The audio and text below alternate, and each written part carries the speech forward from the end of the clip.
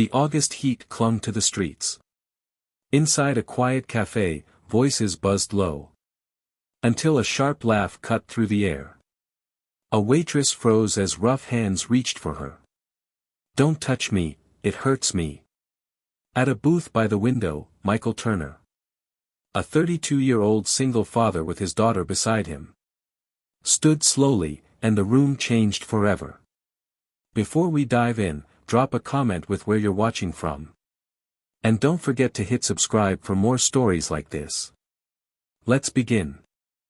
The end of August brought heavy skies over the city, hot during the day but cooling fast at night.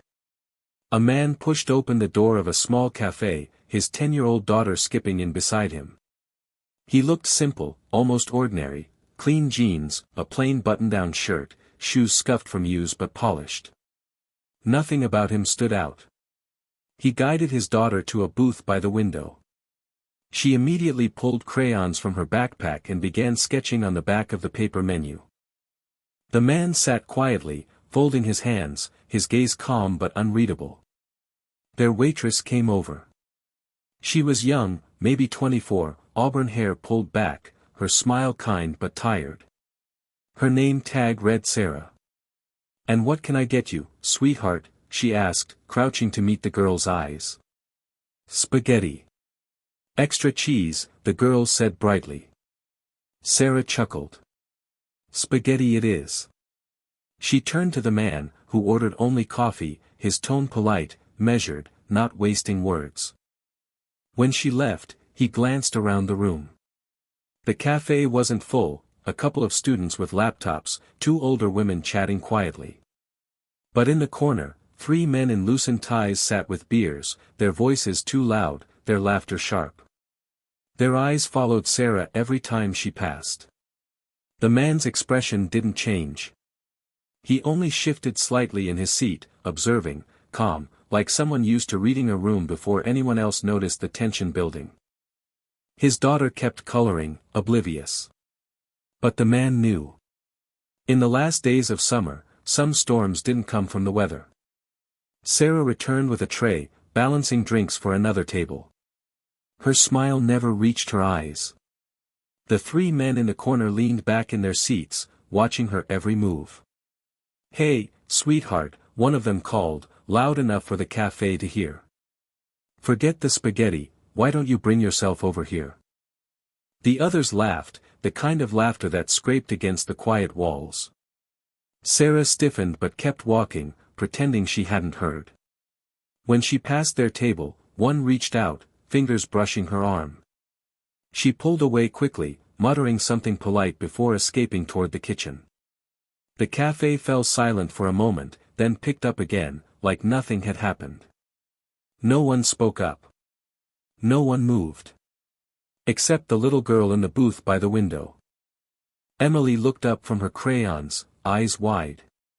"Dad, why are they being mean to her?" The man didn't answer at first. He only took a sip of his coffee, his gaze fixed on the corner table. His expression stayed calm, but his jaw tightened. The men kept laughing, louder now, sensing no resistance. One of them kicked back his chair and stood, clearly enjoying the attention he forced on the room. He started toward Sarah again. Emily tugged her father's sleeve. She looked scared. Finally, he spoke, his voice quiet but certain. "She doesn't have to be. Not tonight." He rose slowly from the booth, straightened his simple shirt, and walked toward the corner. His steps were unhurried, steady. But there was something in the way he carried himself that made heads turn, even before he opened his mouth. The tallest of the three men blocked Sarah's path near the counter. "Come on, just one smile," he sneered, leaning too close. His buddies egged him on, their laughter cutting through the cafe like broken glass. Sarah's hands trembled as she held the tray. The other customers lowered their eyes, stirring coffee, pretending not to notice. She looked trapped, a rabbit in a cage of smirks and silence. Then a voice cut through. "Calm, steady.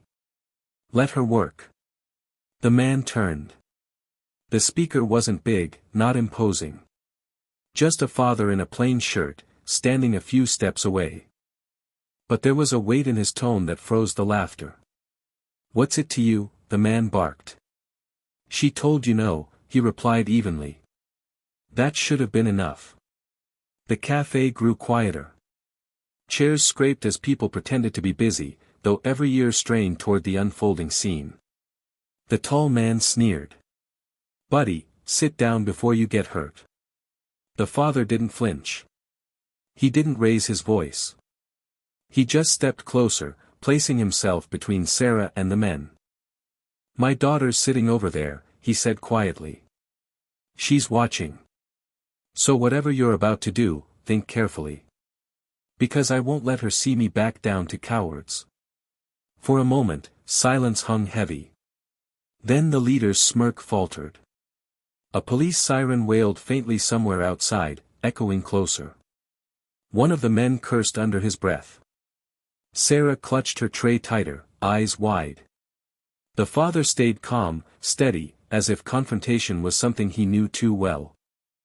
The siren grew louder, spilling blue light through the cafe windows. The three men stiffened.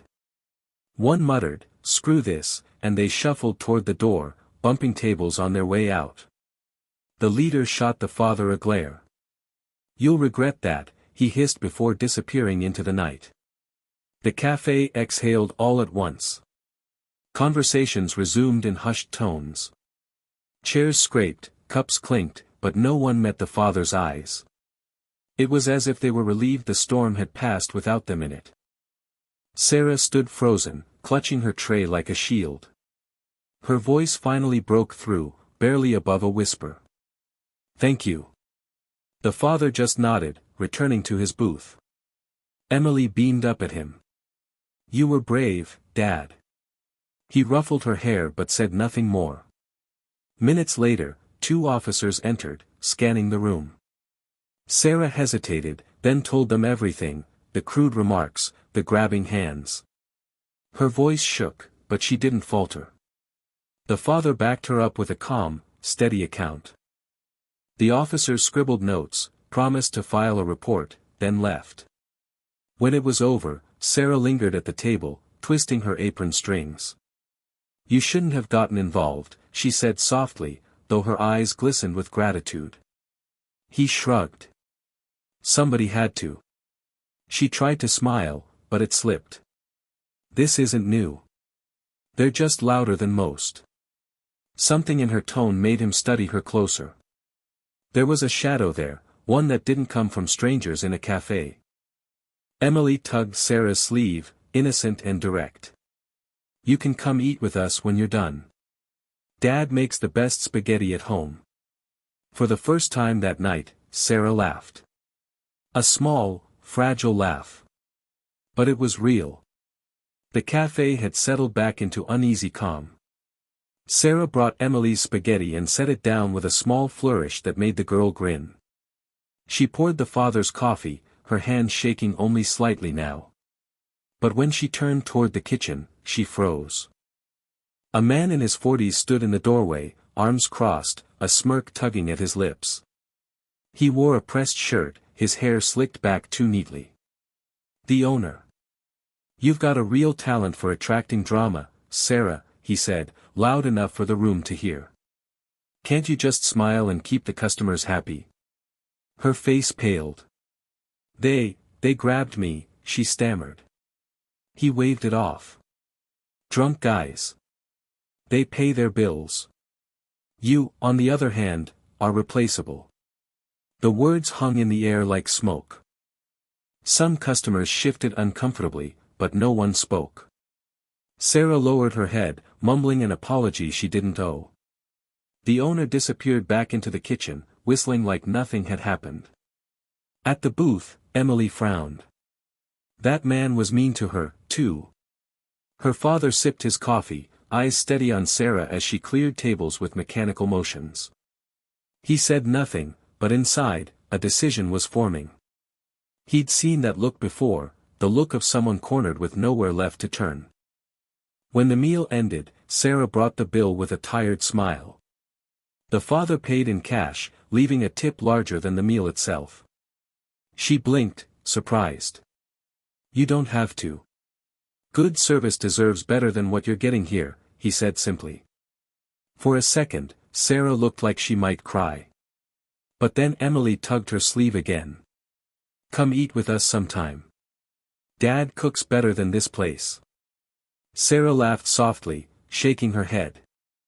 But the warmth in her eyes lingered longer this time. That night, as the cafe emptied, Sarah slipped out the back door, apron slung over her shoulder. The man and his daughter were walking the same way, heading for the corner bus stop. Emily, fearless as only a child could be, waved. "Hi again." Sarah smiled faintly.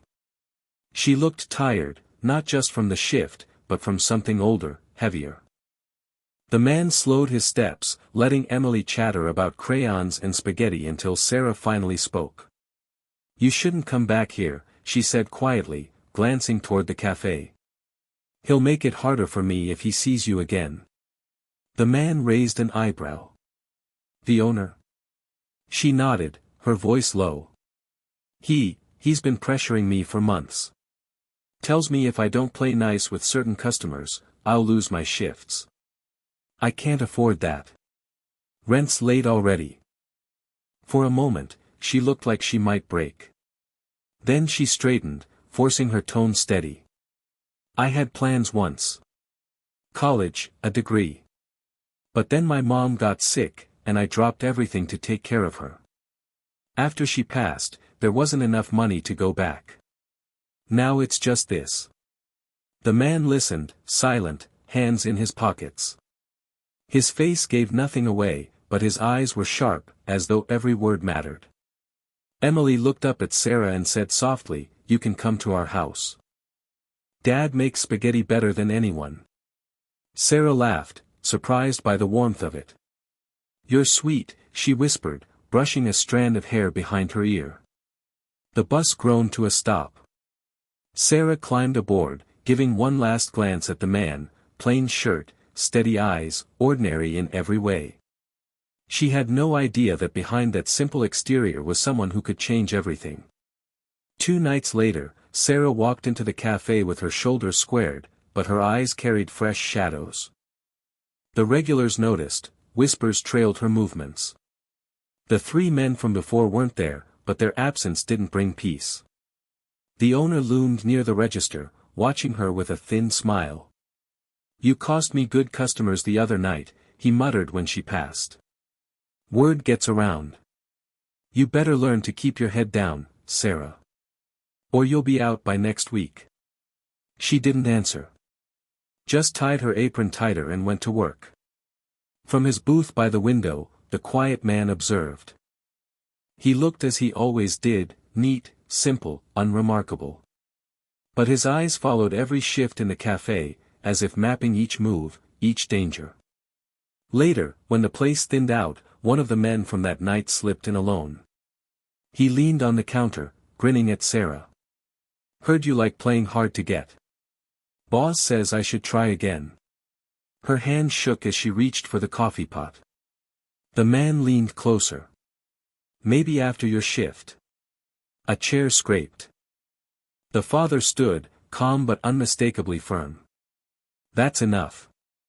The room froze. The troublemaker sneered but backed away slowly, muttering under his breath.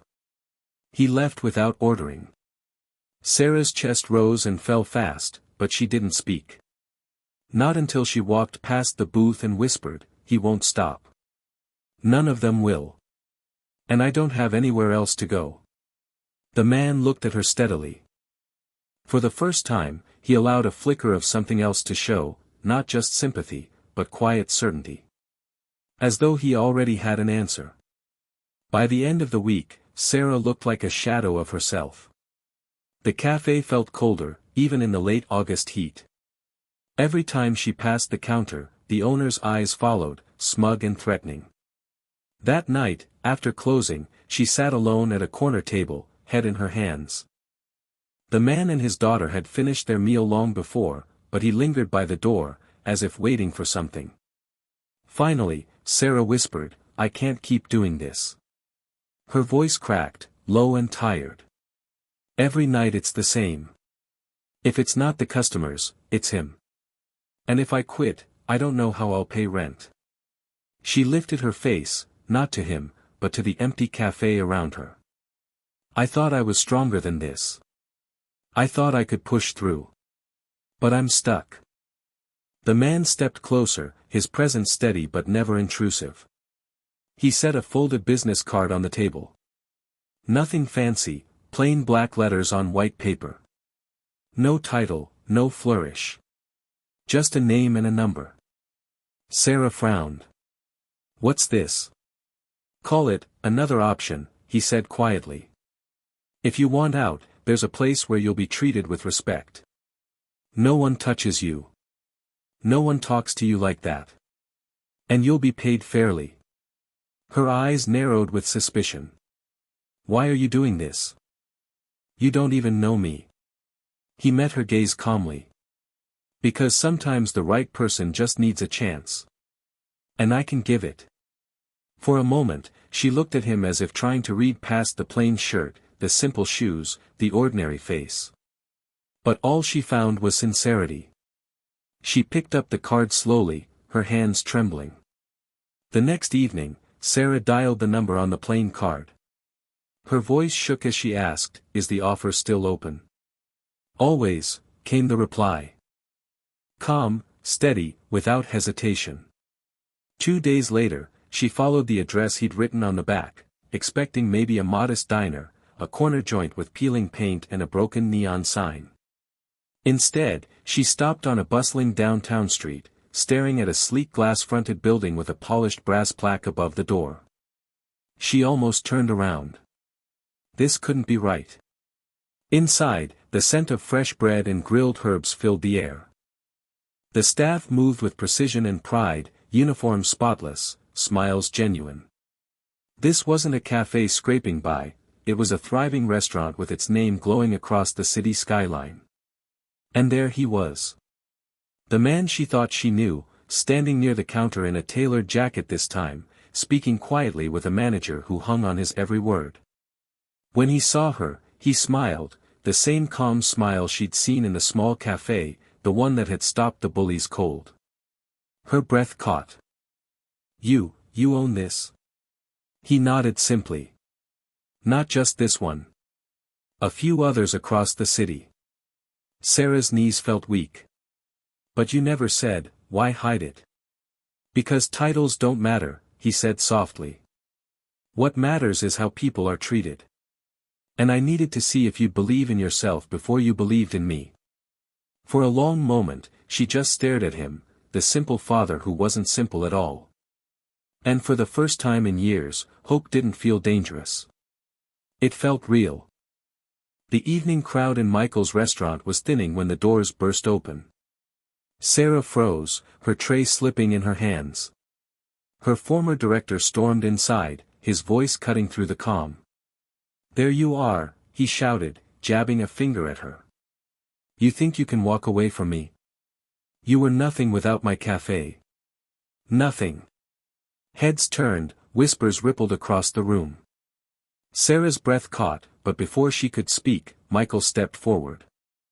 His daughter Emily peeked up from her coloring at their usual corner booth, wide-eyed. "That's enough," Michael said, his tone steady but sharp. The man sneered. "And who are you? Some washed-up mechanic playing the hero?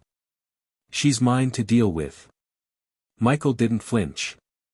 "She isn't yours. Not her time, not her dignity, not her life. And if you keep showing up here, threatening her, I'll make sure the police know everything you've done. Every word, every grab, every so-called favor you demanded. And believe me, harassment charges stick." The director's face flushed red. His mouth opened, then closed again as he glanced around the room, suddenly aware of all the eyes on him. With a muttered curse, he turned and shoved the door open, vanishing into the night. The restaurant exhaled with relief. Sarah stood still, trembling, until Michael looked back at her. "He won't be back," he said quietly. "And if he is, we'll be ready." For the first time, Sarah let herself believe it. That weekend, she accepted Michael's invitation to dinner at his home. Emily greeted her at the door, pulling her toward the table where crayons and mismatched plates were already set. The kitchen filled with the smell of Michael's spaghetti, rich and comforting. As they ate, Sarah laughed more freely than she had in years. Emily chattered about her dreams of traveling the world, Michael shared stories of his childhood, and Sarah, for the first time, dared to imagine a future that wasn't just survival. They talked late into the evening, about gardens they'd plant, places they'd see, and how sometimes the family you need is the one you find along the way. Life wasn't perfect, but in that little house, with laughter and warmth around the table, it finally felt like the beginning of something better for all of them. Thanks for watching, like and subscribe for more stories that stay with you.